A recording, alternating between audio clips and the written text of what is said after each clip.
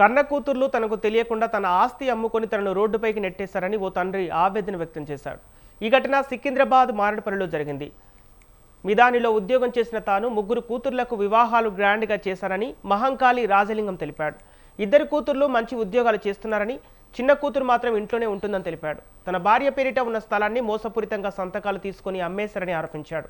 తనను మోసం చేసిన కూతుర్లు అల్లులపై చర్యలు తీసుకొని తనకు న్యాయం చేయాలని ప్రభుత్వానికి రాజలింగం విజ్ఞప్తి చేశాడు. సమస్యలను చూడడం లేదు సార్, ఎవరు చూస్తారు. చిన్నాడు పంపిస్తాడు, ఇక వాళ్ళకు ఇష్టం ఉన్నప్పుడు 12 గంటల తర్వాత 2 గంటలు చేస్తాడు.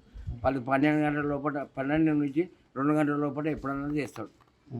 అది నా ఆపరేషన్ అయిందని చేస్తుండు. ఏం ఆపరేషన్ అయింది? నా కన్ను ఆపరేషన్ అయింది. నా ఇల్లు నాకు కావాలి సార్.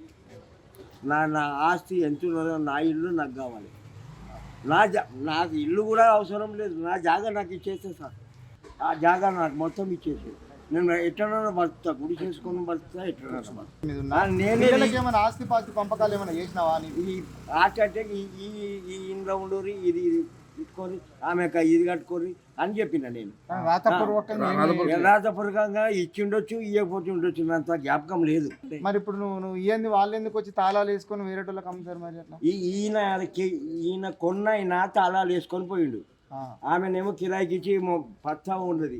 ఎందుకు వస్తుంది అంటే, టిఫిన్ పంపుతుంది అంటే ఈ కన్ను ఆపరేషన్ అయింది కాబట్టి వచ్చింది. ఆ కన్ను ఆపరేషను ధర్మాత్ముడు ఒకడు హరి అని ఉన్నాడు, వాడు తీసుకుపోయి చేయించి